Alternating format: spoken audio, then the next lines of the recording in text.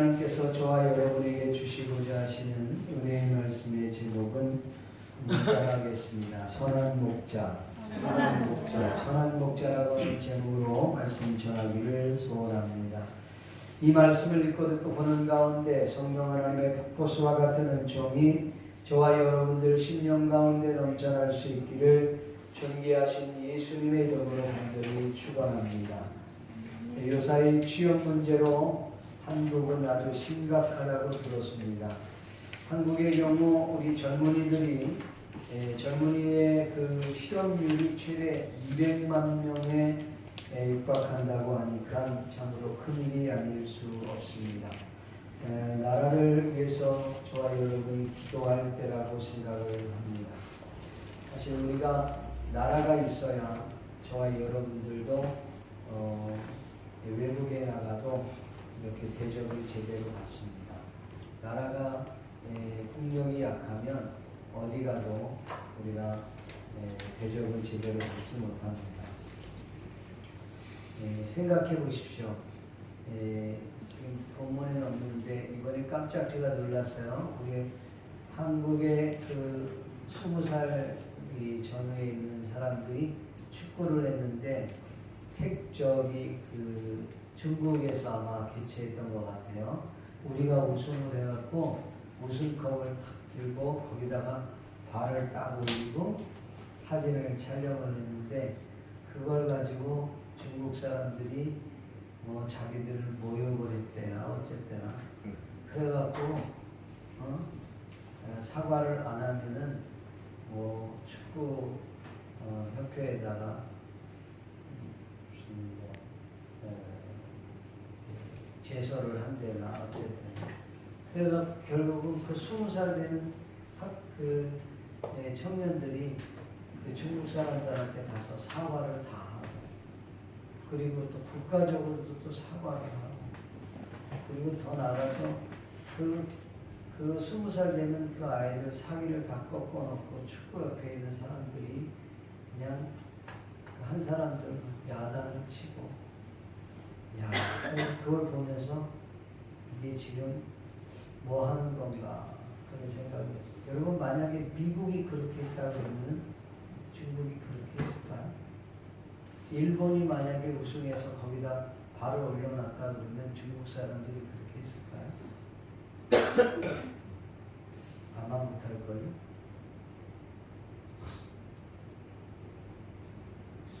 우리가 국력이 약하기 때문에 우리 생각 자체가 그 사대주의 근성이 있어서 중국 가면 머리를 조아리는 이런 상황이 있어서 그런 거예요. 우리가 국력이 튼튼하면 그렇게 할 수 없어요. 나라가 있어야 우리도 있는 거예요. 그래서 여러분 우리 나라를 위해서 기도해 주셔야 될 줄 압니다. 뭐 회사에 입사를 하려고 한다면 필기시험과 면접시험은 필수적으로 보게 되는 것입니다. 입사하기 위해서는 필기도 중요하지만 면접은 필기보다 훨씬 더 중요하다고 합니다. 대체적으로 면접관들이 면접자들에게 이렇게 묻습니다. 본인 소개부터 하십시오. 이렇게 이야기를 합니다. 한마디로 얘기하면 당신이 누구냐? 당신이 누군지 우리에게 한번 소개해라. 그렇게 이야기하는 것이죠. 그때에 사람들이 자기를 어떻게 소개할까? 미리 준비해서 분명히 자기를 소개할 것입니다. 만약에 그때 자기를 제대로 소개를 못하고 우물쭈물 된다던가 쭈삣쭈삣 이렇게 어떻게 소개를 못하고 있으면 아마도 면접 결과는 보나마나 하나마나가 될 거예요. 그 면접관은 자신을 소개하지도 못하는 사람을 자기 회사에서 일을 시키고 싶지 않을 것입니다. 그렇다고 자기 자신을 과대 포장해서 소개를 하다가 나중에는 낭패를 보는 경우도 없지 않아 있습니다. 여러분은 스스로를 어떻게 평가하십니까? 아니 내가 타인에게 나 자신을 소개할 때 나는 누구다라고 여러분은 어떻게 소개하시겠습니까? 대부분의 사람들은 면접할 때 이렇게 이야기합니다. 나는 어느 대학을 나왔고 무슨 과를 졸업했습니다. 현재 제가 하고 있는 일들은 이런 일이고 내가 관심을 갖고 있는 것은 이런 일이고 내가 좋아하는 일들은 이런 일입니다. 앞으로 이런 일에서 이런 분야에서 일을 하고 싶습니다. 라고 설명을 할 것입니다. 사실 자기 자신을 분명하게 소개하는 것이 그다지 쉬운 일은 아닙니다. 앞전에 설명했던 것처럼 나는 어느 대학을 나왔고 무슨 학과를 졸업했으며 앞으로 나의 관심은 이러이러한 일들을 있고 내가 지금 현재 하고 있는 일들이 이런 일을 하고 있습니다 라고 하는 것이 나 자신은 아니라는 거예요. 정작 내가 누구냐라고 물어봤을 때 타인에게 내가 누구냐라고 물었을 때에 여러분들은 무엇이라고 대답을 하겠냐는 것이죠. 예, 자신의 이력을 소개하는 것은 쉬운 일입니다. 자신이 과거에 어떤 일들을 해왔는가, 어떤 것을 경험했는가를 소개하는 일은 어렵지 않습니다. 그러나 당신이 누구냐라고 묻는다면 여러분은 뭐라고 대답을 하시겠습니까? 대부분의 사람들은 이 답을 못할 것입니다. 사실 이 면접관이 묻는 그 물음은 사실 철학적인 질문을 던진 겁니다. 면접관도 뭘 물어보는지를 사실은 제대로 모르고 있는 것이죠.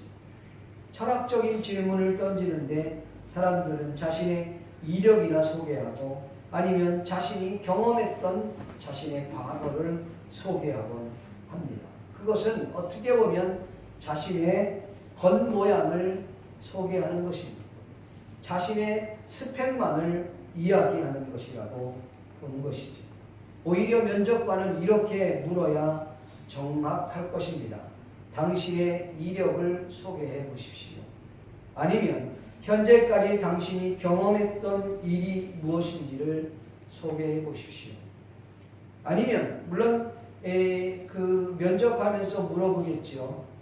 당신이 일을 하는 가운데 가장 인상 깊었던 일은 무엇이고 또 인상 깊었던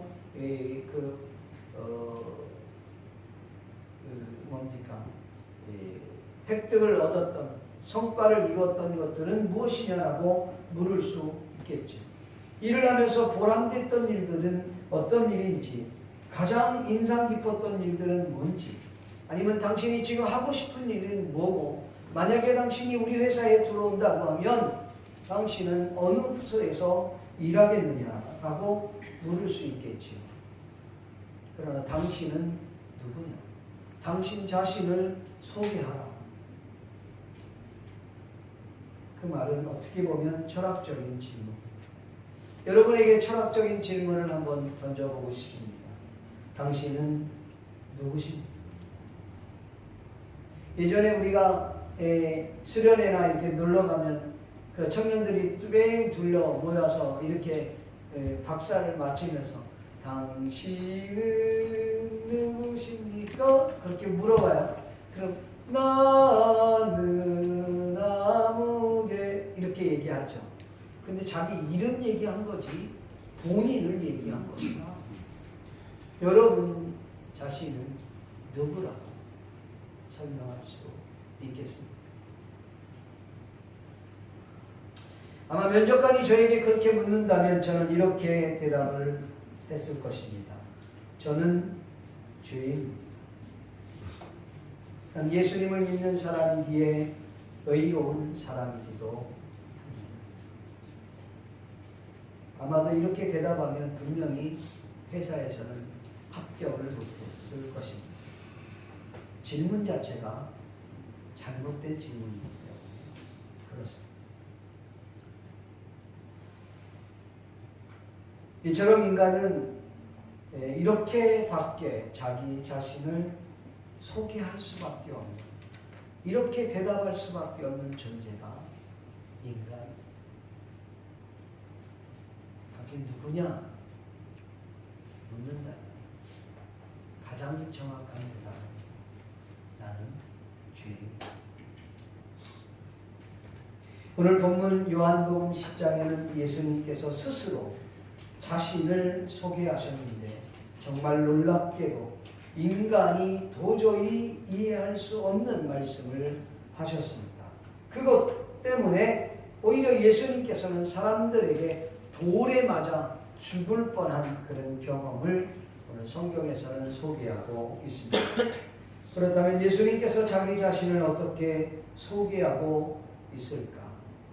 본문에서 예수님은 자신을 드러내는데, 자신을 소개하는데 싹군과 선한 목자로 비교, 대조하면서 자신을 드러내는 것을 볼 수가 있습니다. 그 내용을 살펴보면서 함께 은혜 나누기를 소원합니다. 성경은 싹군은 목자가 아니다라고 말씀하고 있습니다. 왜냐하면 이 양도 자기 양도 아니기 때문입니다. 그리고 이리가 오면 그 위험한 상황이 도래하면 이 싹군은 양을 버리고 달아나기 때문에 그는 목자가 아니라 싹군이라 그렇게 말한다는 것입니다. 현대인들이 이해하기 쉽게 설명을 한번 해보겠습니다. 큰 대기업의 회사가 있다고 합시다. 그 회사에는 그 회사를 창업한 오너가 있을 것입니다. 그리고 그 회사에는 많은 리더들이 있을 것입니다. 그리고 중간 간부들도 있을 것이고 밑에 하부층에서 일하는 사원들도 있을 것입니다. 여러분, 이렇게 큰 기업이 건강하게 건재할 수 있었던 이유는 회사의 사원들이 피나는 노력이 있었기 때문에 그렇게 회사가 건재할 수 있었던 것입니다. 그렇지요. 반면에 이 회사를 창업한 오너가 없었다면 이 회사는 있을 수도 없고 그와 같은 사원들이 그 회사에서 일할 수도 없었을 것입니다. 그러니까 오너도 필요하고 창업자도 필요하지만 그 회사에서 또 열심히 일했던 그 사원들이 있었기에 지금의 큰 회사가 운영이 될 수 있었을 것입니다. 그러면 한번 생각해 볼게요. 오너가 있어요. 창업주입니다. 그리고 중간 리더들도 있고 사원들도 있습니다. 생각을 해보십시오. 사원들과 그 리더들 하고 그 다음에 이 창업주 오너와의 그 마음가짐은 어떨까? 이 창업주는, 이 오너라고 하는 사람은 30년에서 50년, 60년에 걸쳐 그 기업을 일으켰던 사람입니다. 그래서 회사와 함께 살고 회사와 함께 죽기로 마음을 먹고 회사가 위기가 찾아오면 목숨을 걸고라도 그 회사를 지키려고 할 것입니다. 그러나 회사에 한 10년, 15년 근무하면서 그 회사의 중간 간부가 됐건 아니면 몇 년 되지 않아서 그 회사에서 사원으로 일했던 사람들의 자세입니다. 위기가 찾아오면 오너는 목숨을 걸고 회사를 지키려고 할 것입니다. 목자의 마음. 그러나 사원은 이게 위기가 왔네. 이런 위기가 찾아오면 이 위기의 불똥도 머지않아 내게 닥칠지도 몰라. 그러니까 빨리 다른 업종이나 다른 회사를 알아봐야 되겠다. 이게 싹군이라는 것입니다. 성경에서 싹군은 목자가 아니라고 말합니다. 본문 12절부터 13절 말씀에 보면 싹군은 목자가 아니요 양도 제 양이 아니라 이리가 오는 것을 보면 양을 버리고 달아나는 이리가 양을 물어가고 또 해치느니라. 달아나는 것은 그가 싹꾼인 까닭에 양을 돌보지 아니하니라 라고 했습니다. 저는 이 본문을 한 주간 동안 생각해 보면서 이 말씀을 또 준비하면서 개인적으로 많은 생각을 하게 됐습니다. 나는 싹꾼은 아닌가. 진지하게 저 개인 자신을 돌아보는 시간을 갖게 됐습니다. 사랑하는 성도 여러분, 위기가 찾아오면 도망가려 하고 있지는 않습니다. 이와 같은 위기가 찾아오면 그것을 모면해 보려는 시도는 인간이라면 누구나 할 수 있는 일입니다. 그것을 죄라고 규정하기란 어려울 것입니다. 그렇다면 어떤 위기가 올 때마다 도주하려고 한다면 우리 인생은 방랑자의 인생으로 전락해버리고 말 것입니다. 위기가 언제나 우리 인생에게는 오게 마련입니다. 그럴 때마다 우리는 그 위기를 만날 때마다 위기와 싸워 이길 생각을 해야 하는데 위기가 오면 피하려고 합니다. 위기가 오면 도망치려 합니다. 위기가 오면 우리는 숨으려고 한다고 하는 것입니다. 오히려 우리에게 그 위기는 끝까지 쫓아올 것입니다. 그 위기와 싸워 이기지 않는 한 그 위기는 계속해서 우리에게 마치 거머리처럼 쫓아올 것입니다. 때로는 우리는 남을 원망하고 불평하고 있지는 않습니까? 스스로 자책하면서 내가 왜 일본까지 와서 이 고생을 하는가? 별의별 생각을 다 하지 않습니까? 사탄이 우리에게 던져주는 미끼라는 사실입니다. 세상에는 이와 같은 싹꾼들이 많이 있습니다. 싹꾼이 없는 사회, 싹꾼이 없는 가정, 싹꾼이 없는 그 교회 공동체가 된다면 얼마나 행복할까요? 여러분, 위기가 온다는 것, 이 이리가 왔다고 하는 것은 위기가 왔다는 의미입니다. 위험 수위가 넘었다고 하는 말씀입니다. 그러면 정상적인 목자라면 양을 버리고 달아날 수 없다는 것입니다. 요사이 여러분 가정도 그렇습니다. 교회도 그렇습니다. 공동체도 그렇습니다. 어느 회사도 마찬가지입니다. 사건들이 너무 많아서 위기가 오면 도주할 생각부터 합니다. 자기 이익부터 먼저 챙기려고 한다는 것이죠. 여러분, 요사이 가정에서도 자기가 낳은 자식인데 그 자식을 쓰레기통에 버리는 일이 비일비재합니다. 조금 나은 케이스는 좀 잘 사는 집안에 자식이 필요하다고 생각되는 그 집 문턱에다가 아예 그 자식을 버리는 일들 비일비재. 얼마 전에 제가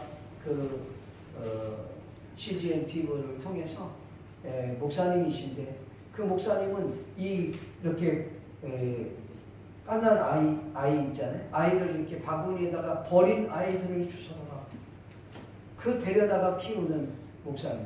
그 목사님이 22명인가 아이를 키우고 버릴 수가 없는 거예요. 그래서 어떤 문제가 생기면 그 보호소에서 목사님한테 연락이 오면 목사님이 받는 거예요. 자기 형편에는 도저히 이 일을 감당할 수 없는데 그 영혼을 생각하면 버릴 수 없기에 받아들인 하나님의 은혜를 보면서 그 아이를 걷어들인다는 것이죠. 사건이 아니라면 어떻게 해서라도 책임을 지고 그리고 걷어들이려고 할 것입니다. 우리들이 자녀들을 한번 생각해 봅시다.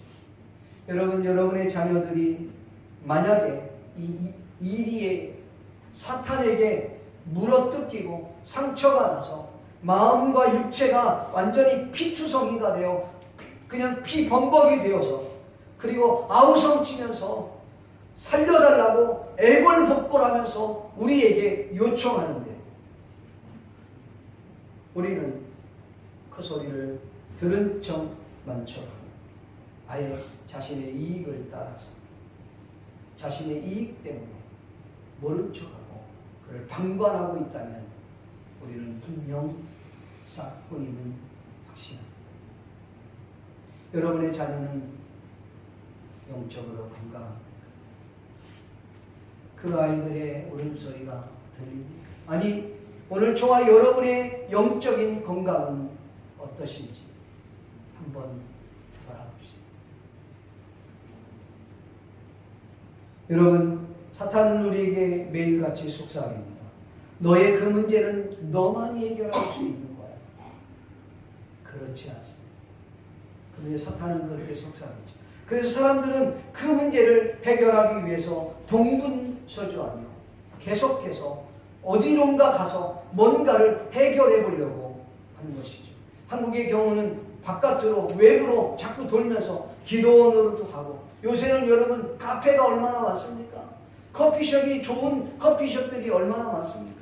한국에 제가 지난번에 갔더니 친구 목사가 저한테 커피숍을 소개해 주는데, 그 커피숍은 산속에 들어있는 커피숍, 들어가면 힐링이 될 수 있는 그런 커피숍입니다.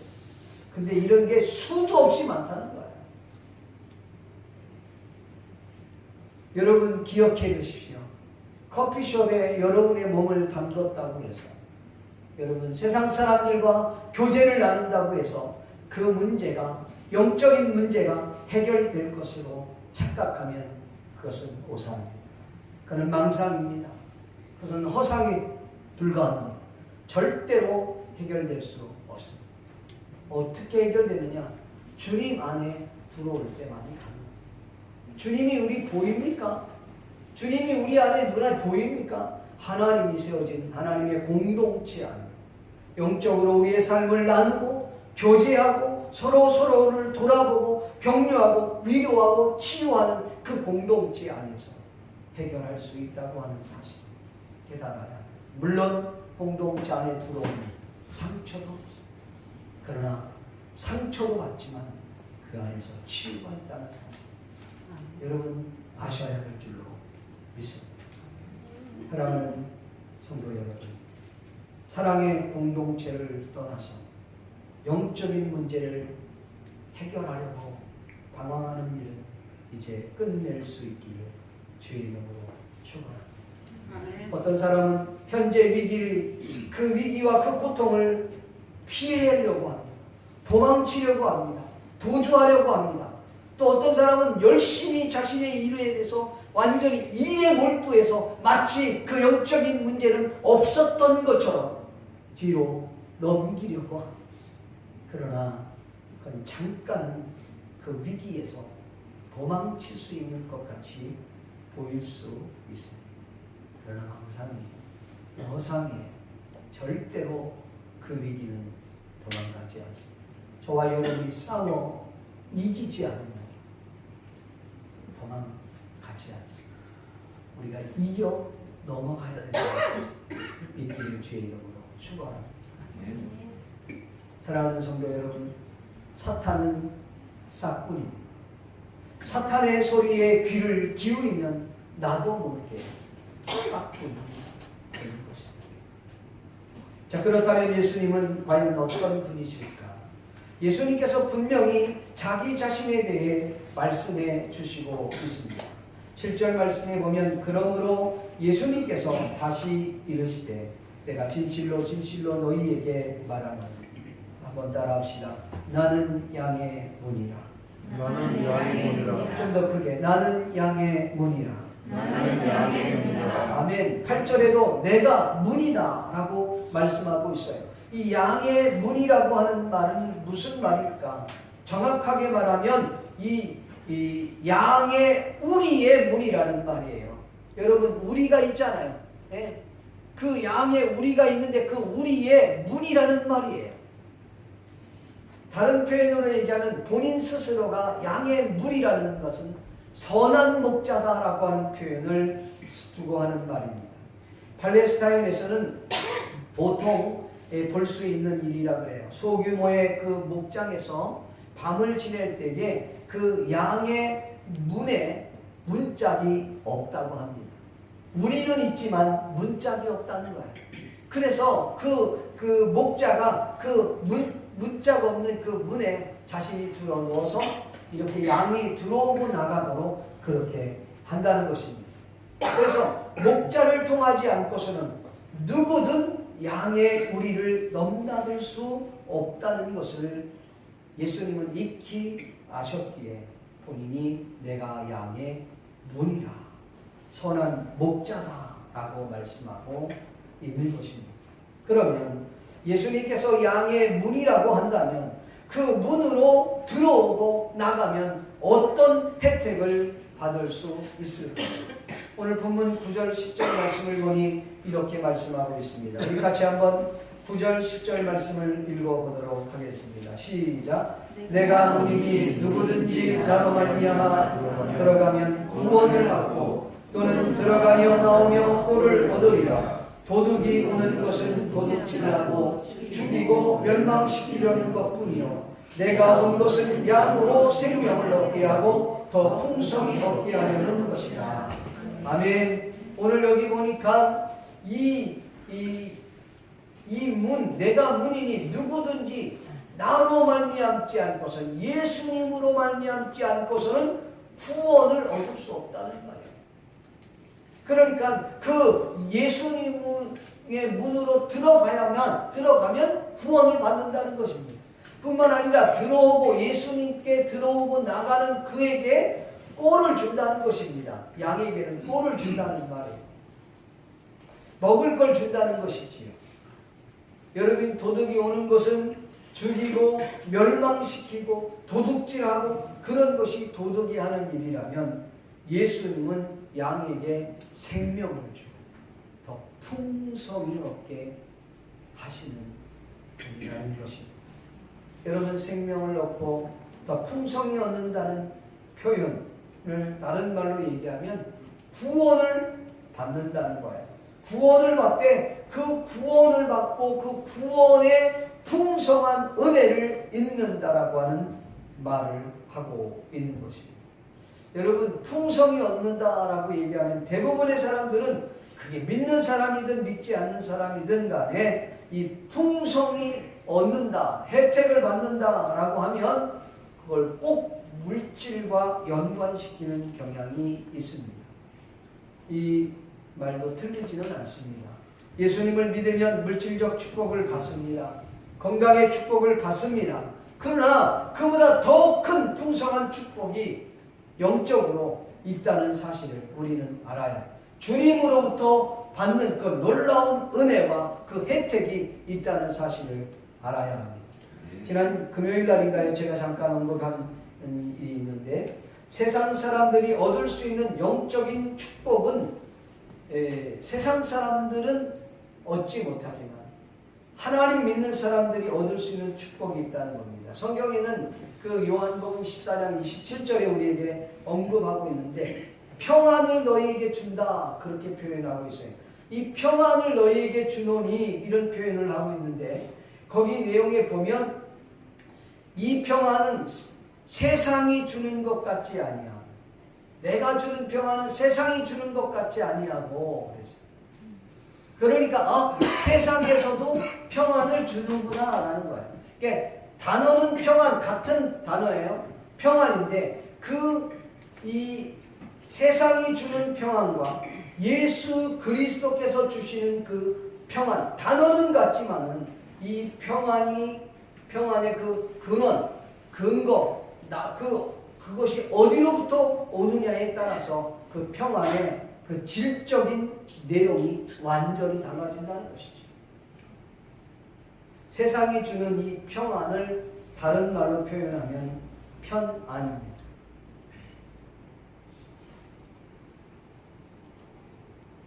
사람들이 이 편안한 것, 편리한 것을 평안이라고 이야기하는 것입니다. 조금 구분하기 위해서 세상이 주는 것은 편안한 거예요. 이 편안한 것은 물질이 있으면 편안해질 수 있습니다. 환경이 좋아지면 편안해질 수 있어요. 지금은 5G 시대라고 해요. 앞으로 디지털 시대를 지나서 이제는 완전히 산업혁명이 완전히 바뀌어서 로봇 시대가 되어버렸어요. 로봇과 함께 일해주는 그런 시대가 돼요. 그래서 이제는 보편적으로 우리 인간이 생각할 수 있는 그냥 기본적으로 인간이 다 생각할 수 있는 것들은 로봇들이 다 질문하고 다 대답을 해준다는 거예요. 그 심지어 그게 뭔지 아세요? 네이버가 그래요. 누가 물어보더라. 뭐 물어볼 게 있으면 네이버한테 물어봐. 네이버한테 물어보면 네이버가 다 답을 해준대요. 제가 얼마 전에 그런 얘기를 들었는데 네이버에서 답해주는 사람이 어떤 종류의 사람이냐면 초등학교 5학년에서 중학교 3학년 그 아이들이 답을 그렇게 많이 해요. 누가 자신의 결혼에 대해서 얘기했는데 그 답을 그 초등학교 그런 애들이 지금 해주고 있다는 걸 알아야 된다. 충격. 그러니까 기본적인 단어들을요, 기본적인 질문들을 이제는 로봇가 해주는 거예요. 그리고 로봇가 대답해줘. 그러니까 우리가 이제 그 사람이라면 인간은 오히려 로봇가 생각할 수 없는 질문들을 해야 되고 답을 해줘야 되는 시대가 우리는 이제 맞게 된 것입니다. 그러니까 세상은 편안해진 거예요. 세상이 준 거, 환경이 좋아지고 물질이 있고 그러면 편안해질 수 있어요. 이걸 사람들은 평안이라고 이야기하는 겁니다. 그러나 우리 예수님이 주시는 그 평안, 물질을 갖고 얻을 수 없습니다. 환경이 좋아졌다고 얻을 수 있는 게 아니에요. 그 주님이 주시는 그 평안은 위로부터 오는 것입니다. 하늘로부터 오는 것입니다. 주님으로부터 오는 것입니다. 그것이 오는데 우리에게 오는 게 이 내면으로부터 오는 거예요. 주님이 우리 안에 거하시면 우리 안에 그 평안이 임합니다. 평화. 이 평화가 우리 안에서 온다는 거예요. 내 안에서 환경과 상관없이 물질과 상관없이 이것이 우리에게 주시는 거예요. 그래서 여러분 그 예수로 말미암아 구원을 얻고 생명을 얻고 더 풍성히 얻는다고 하는 그 말은 바로 우리 안에 평안을 주신다는 것입니다. 믿습니까? 성경은 우리에게 말씀합니다. 평안을 너희에게 끼치노니 곧 나의 평안을 너희에게 주노라. 내가 너희에게 주는 것은 세상이 주는 것 같지 아니라 너희는 마음에 근심하지 말고 두려워하지 말라. 이건 누가 주는 평안? 주님이 주시는 평안. 세상이 뒤집어져도 이 평안은 줄 수가 없는 것입니다. 여러분 이 평안이 여러분에게 있습니까? 이 평안이 저와 여러분의 가정에 있습니까? 예수님께서는 스스로 나는 선한 목자다 그렇게 말씀을 했어요. 선한 목자라 하면 그가 어떻게 하셨기 때문에 선한 목자라고 말할 수 있을까요? 본문 11절 말씀에 보니까 선한 목자는 양들을 위하여 목숨을 버리거니와 라고 말씀하고 있어요. 그렇습니다. 그러니까 자기 양을 위하여 목자가 목숨을 건다는 말입니다. 본문에 목숨을 버렸다라고 하는 말은 무려 4회나 등장하고 있습니다. 그리고 15절 말씀에 보면 선한 목자는 자기 양을 알고 양들도 선한 목자를 알 뿐 아니라 선한 목자의 음성을 듣는다라고 여러 차례 언급하고 있습니다. 사랑하는 성도 여러분, 마태복음 1장 21절 말씀에 보면 이런 말씀이 있습니다. 아들을 낳으리니 이름을 예수라 하라. 그가 자기 백성을 위하여 그들의 죄에서 구원할 자이십니다. 그러니까 예수의 이름은 자기 백성을 그들의 죄에서 구원할 자라. 다른 표현으로 말하면 여러분 구원한다는 건 죄에서 구원한다는 것은 목숨을 걸고 그리고 그 죄에서 그를 건져냈다고 하는 그런 말이라는 것이죠. 그러니까 예수님께서 저와 여러분의 죄 문제를 해결하기 위해서 이 땅에 2000년 전에 오셔서 십자가에 못 박혀 죽으심으로 말미암아 우리를 건져냈다는 것입니다.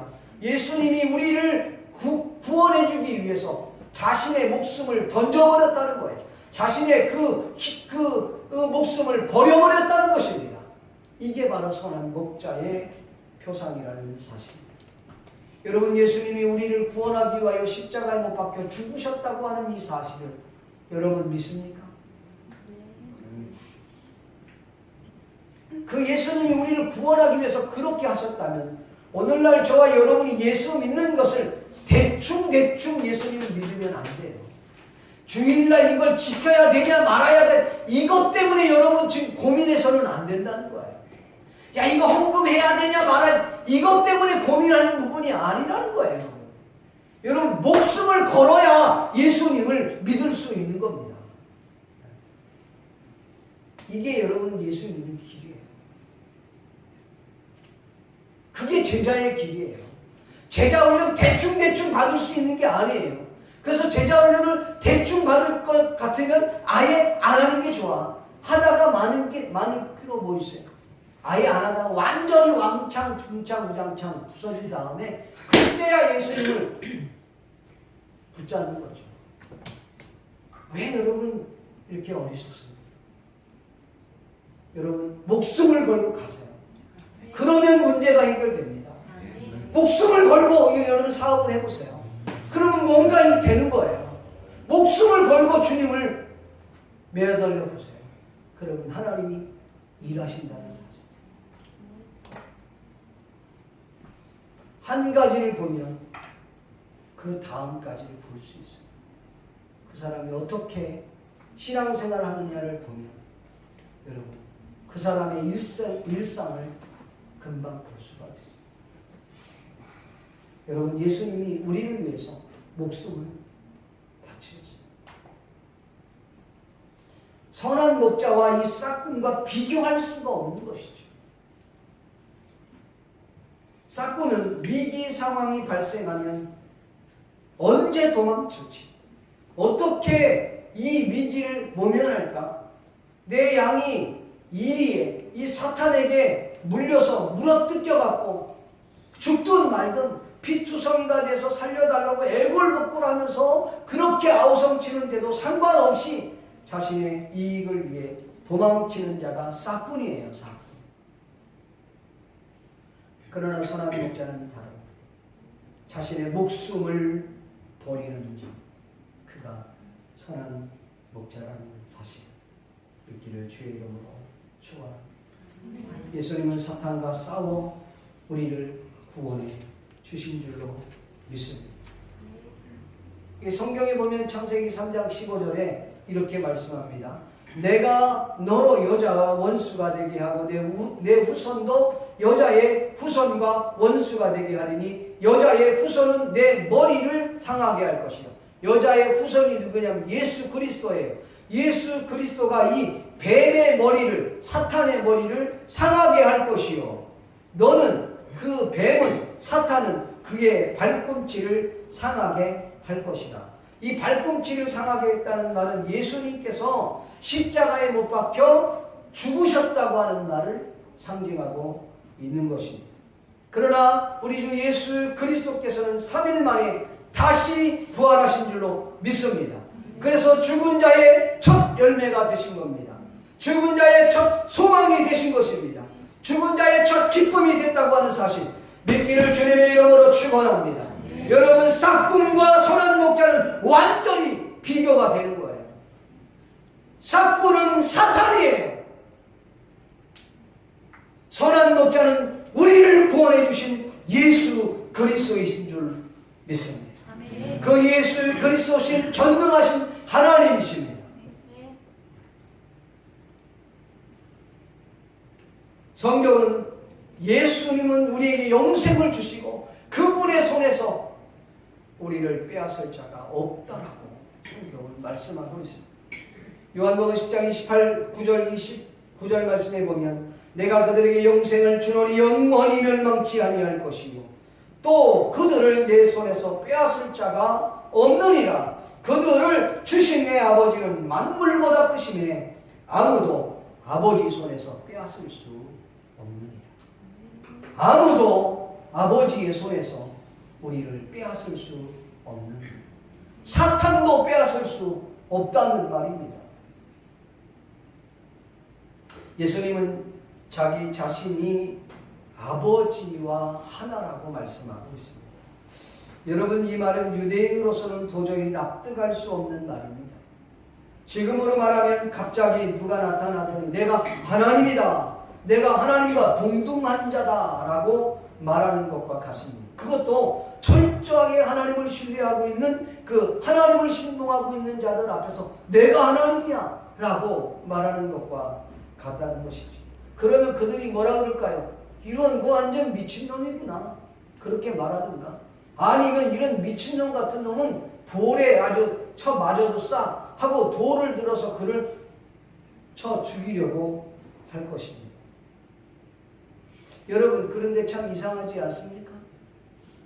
예수님께서 그 유대인들의 그 폭동과 그들의 행동을 몰랐을까요? 굳이 예수님께서 이렇게 얼마든지 예수님이 지혜롭게 이야기하실 수도 있는데 굳이 이렇게 무리수를 띄어가면서 말씀을 하시면 유대인들이 폭동을 일으키든지 아니면 돌멩이를 들어 자기를 쳐 죽이려고 할 텐데 그거 모르시고 주님이 이렇게 말씀을 하셨겠느냐는 것이죠. 여러분, 이 말을 다시 한번 뒤집어서 얘기한다면 얼마나 중요했기에 예수님이 그 말을 하셔야만 했겠느냐. 예수님의 사역은 공생에 3년밖에 되지 않습니다. 예수님의 사역은 얼마 남지 않습니다. 지금의 이 사역은 1년도 남지 않은 사역입니다. 몇 개월 남지 않은 사역. 그러니까 당신이 누구인가를 이들에게 아주 분명하고 확실하게 정확하게 이야기해 주고 싶은, 돌에 맞을지언정 이 이야기를 전해주고 있는 것입니다.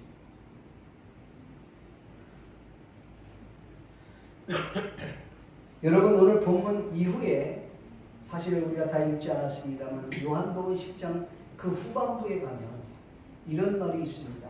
많은 사람들이 세례 요한에게 몰려들기 시작합니다. 세례 요한은 표적도 행하지 않았어요. 세례 요한은 아무 표적도 행하지 않았는데 그 세례 요한에게 몰려들기 시작합니다. 야, 예수님 너무 정말 힘든 얘기를 하네. 예전에 말씀했던 것처럼 예수님이 말씀하시면서 내 몸은 뭐라 그럽니까? 참된 떡이요, 참된 양식이요, 그리고 내 피는 참된 음료요, 내 살과 내 피를 마시지 아니하면 구원이 없다고 얘기하는 거예요. 요한복음 6장이 그렇게 말씀합니다. 사람들이 이해할 수 없었던 것이죠. 다 떠나가기 시작합니다. 그러니까 예수님이 이렇게 물었습니다. 너희들도 가려는. 그때 그 유명한 베드로의 대답이죠. 주여, 영생의 말씀이 여기 있는데 우리가 네게로 가오리. 아멘? 일단 아멘을 좀 해야 되는데. 주여, 영생의 말씀이 여기 있습니다. 우리가 네게로 가오리. 아멘 좀 해봐요. 그만 좀 자고. 깰지어다. 그 이후로 예수는 당신이 하나님이라고 말하는 거예요. 당신이 하나님이라고 그러니까 이 사람들이 도저히 이해가 안 되는 거예요. 주님을 쫓아다니다가 다시 우양우 해갖고 어디로? 세례 요한에게 간 거예요. 근데 세례 요한은 표적도 행하지 아니했더라. 그래서 세례 요한에게 막 사람들이 많이 몰려왔는데 그때 세례 요한이 어떤 말을 해주는지 압니까? 그 몰려온 그 사람들에게 이렇게 말합니다. 예수님께서 지금 말씀하시는 것이 모두 한번 따라합시다. 참이다. 예수님이 말씀하신 것이 모두 다 참이다.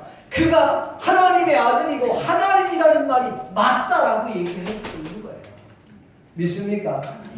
여러분, 예수님께서 이렇게 자기 자신을 분명하게 이야기하고 싶었던 것입니다. 그러니까 안 믿으니까 누구? 사람들이 세례 요한에 쫓아가니까 세례 요한으로부터로 예수님을 말하고 있는 거예요. 예수님이 처음 공생이 시작할 때 세례 요한이 그렇게 이야기하는, 세례 요한도 자기가 뭔 얘기하는지도 몰랐던 거예요. 보라, 하나님의 어린 양이다. 보라, 하나님의 십자가를 지고 가는 하나님의 어린 양이다. 그리고 예수님을 얘기한 거예요. 근데 그가 죽음에 가까이 오면서 그가 하나님이다, 그가 말한 것이 다 참이라는 거예요. 여러분, 예수님이 하나님인 줄 믿습니다. 그가 없이는 이 온 우주 만물이 만들어질 수 없었다는 거, 요한복음 1장이 우리에게 교훈하고 있지 않습니까? 사실 지금도 일반 사람들은 납득할 수 없어요. 지금도 이와 유사한 경우가 있어요. 여러분, 예수님께서 예수님만이 구원이시다, 예수님만 믿어야지 천국 간다, 예수님만 믿어야 구원받는다, 이렇게 말하면 종교다원주의자들은 그렇게 말합니다. 그러니까 너희 기독교들의 그 독선, 그 아집, 그 교만, 그게 문제라고. 왜 너희들에게만 구원이 있냐고 그렇게 말합니다. 생각해봐.富士산 올라가는 것도 A 코스 있고 B 코스, C 코스 있는데 올라가면 다 정상에 다 만나는 건데, 야, 불교도 구원이 있고, 기독교도 구원이 있고, 마음의 특교도 구원이 있는 거야. 어차피 올라가면 정상에 다 똑같이 만나는 거야. 이렇게 얘기하고. 근데 우리의 기준은 그 얘기가 아니에요. 성경의 기준. 성경요 사도행전 4장 12절 말씀에는 우리에게 이렇게 말씀하고 있습니다. 다른 이로서는 구원을 받을 수 없나니 저나 사람 중에 구원받을 만한 다른 이름을, 예수 그리스도 이름 외에 다른 이름을 우리에게 주신 일이 없느니라. 믿습니까? 그러니까 예수 외에는 구원이 없어요. 종교는 선하고 우리 인간에게 도움을 주는지는 모르지만 구원의 부분에서는 여러분, 예수 외에는 길이 없다는 사실, 믿기를 주의 이름으로 축원합니다. 그래서 우리는 목숨 걸고 그 예수님을 붙들고 갑니다. 믿습니까? 기도합시다.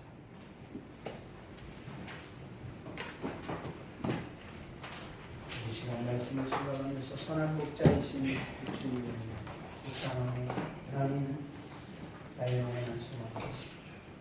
나의 영혼을 부르시오. 나의 영혼을 여러분 다니시는 그 주님을 찬양합니다. 받은 은혜를 생각하며 같이 한번 조용하게 기도하는 시간 기도하겠습니다. 고마우시고 자비로우신 아버지 하나님, 주님은 나의 기쁨이시오. 주님은 나의 소망이시오. 주님은 나의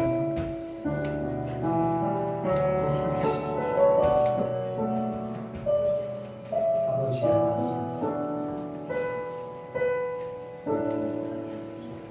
주님을 찬양합니다.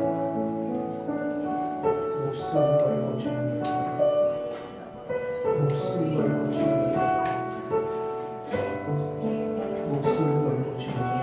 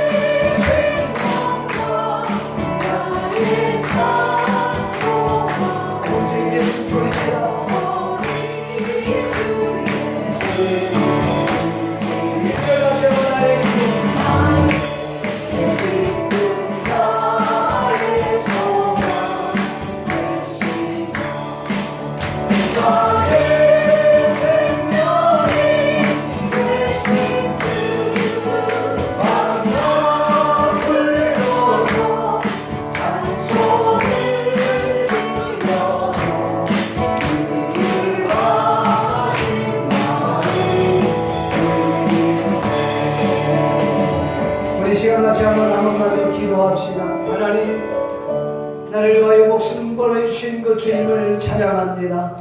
나도 주님 목숨 걸고 주님을 따라갈 수 있게 해주시고, 주님이 선한 목자 됐던 것처럼 나도 나의 가정에서 선한 목자 되게 해주시옵소서. 나도 교회에서 선한 목자 되게 해주시옵소서. 나도 우리의 공동체에서 선한 목자가 되게 해주시옵소서. 나도 사회에서 선한 목자가 되게 해주시옵소서. 우리 같이 한번 주여 한번 부르고 동성으로 기도하기를 원합니다. 주여, 고마우시고 남이로우신 아버지 하나님, 우리를 위하여 십자가에 못 박혀 죽으시고 목숨 걸고 십자가에 못 박혀 죽으신 그 주님을 찬양합니다. 나도 아버지 하나님 주님 따라갈 때 대충 설렁설렁 따라가는 것이 아니라 나의 시간에 맞춰서 환경에 맞춰 쫓아가는 것이 아니라 목숨 걸고 주님을 쫓아갈 수 있는 은혜를 주신다고 도와주시고, 하나님이여 나의 가정에서, 나의 교회에서, 나의 속해 있는 공동체에서, 나의 아버지 사회에서 하나님이여 목자로서의 역할, 선한 목자로서의 역할을 감당하기 위하여 하나님의 목적을 베풀어 주시기를 간절히 믿음을 얻고, 위기 앞에 아버지 도망치려 하지 하시고 회피하지 않게 하시옵시고, 당당하게 맞서 싸워 이김으로 말려 목숨 걸고 이겨 승리하는 선한 목자를 되게 하여 주시기 원합니다. 오늘 드려진 예물을 주님이 축복하시고 이 예물이 쓰여지는 것마다 주님의 큰 영광과 능력이 나타나게 하시고, 사랑하는 성도들 가정들마다 직장과 사업과 저들의 인생 위에 하나님의 놀랍도록 복여가 무너지며 주시옵시고, 물질로 고통당하지 않도록 하나님 물질의 문을 쏟아부어주시기를 원합니다. 자녀들의 앞길을 열어주시기를 원합니다. 하나님의 교회가 물질로 모되며 풍성함으로 말미암아 하나님의 거룩한 뜻을 이루게 운영하기 없도록 주여 도와주시옵소서. 감사를 여기옵고 예수님의 거룩하신 이름으로 축복하며 기도합니다. 지금은 우리를 구원해 주신 예수 그리스도의 하나밖에 없는 독생자를 아낌없이 허락하신 성부 하나님의 크신 사랑, 우리를 천국까지 인도 보호 역사하시는 성령님의 보호하심, 지금부터 오늘 사랑하는 가정, 교회, 저들 인생 영원토록 함께 있을지어다. 아멘.